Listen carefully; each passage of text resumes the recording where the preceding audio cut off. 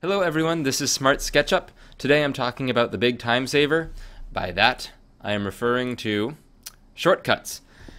And let's say a keystroke like this that I like to do a lot takes about 1 second. Okay? If I did it this way, that's about 4 seconds. So if you set keystrokes, you can actually save about 3 seconds of motion.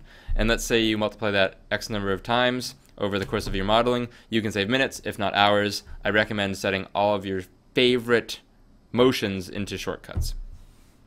Okay, so what I was doing just then was hiding and showing a entity in my model. And the way you sort these out is in the filter, you can just type hide, and then here they are. I like to set hide and unhide. So for my hide, I have Control E, which could also be Command E. And the way you add them is you just type it in this field and hit plus. And then for unhide, I have Shift E. Next up, we got this command, which is zoom to extents. It zooms to everything in your model. This is nice if you want to back out of tight places quickly. Let's just make it a really disgustingly huge, crazy thing. If you get in a tight spot, you can hit that, and suddenly you're back out. It's quite nice.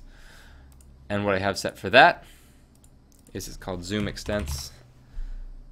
I have Control Shift E or Shift Z. Next up, this one's actually one of my favorites. Again, let's say you're in a tight spot. What you can do is hit backslash or the question mark button, and it brings you to previous views. So this is really nice. It resets your camera a couple steps back. If you hit it too many times, it'll start cycling through. You can see I think I have 4 or 5, maybe even 3 views it goes back to. But oftentimes when you end up in a wall, that's important.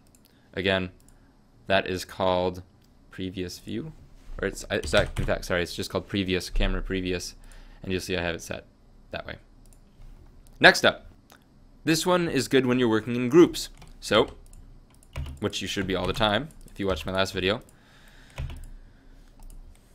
Good, that's fine. So this is a toggle. When I'm inside a group, I can hit this guy and it'll toggle the rest of the model.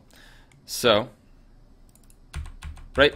And this is nice if you're working on components or something and don't want to see the rest of your model and you're just working on one item. Say you need to access this face and it's covered. You can toggle this on and off. And you know, it's strange that my hotkey logger isn't actually logging that. But what it is a period.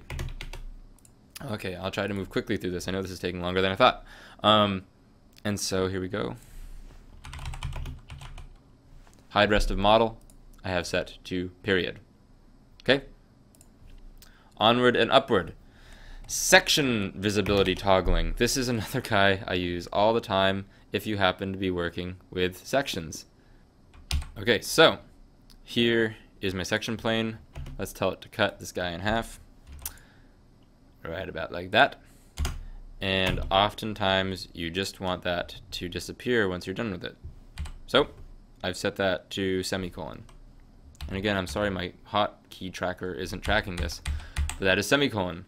I use that regularly. And second to last, we have the display crosshair toggle, and this I have set to plus, the equal plus sign on my keyboard. And this is nice just in case you're drawing, an example would be, let's say you're adding a guide right here. You can't actually see it if you have your crosshairs enabled. So if you kill them, then you can actually see what's going on. And then finally, once you have that all set, go to Preferences, Shortcuts. I export my shortcuts and I save it as a SketchUp data file.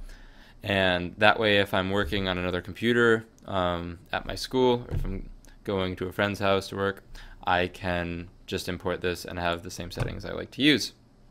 Okay, I hope that was helpful, and make sure to set any command you're doing in the menus. If you find yourself right-clicking and going in or accessing up here, just find the equivalent key command and start using them. You'll save a lot of time.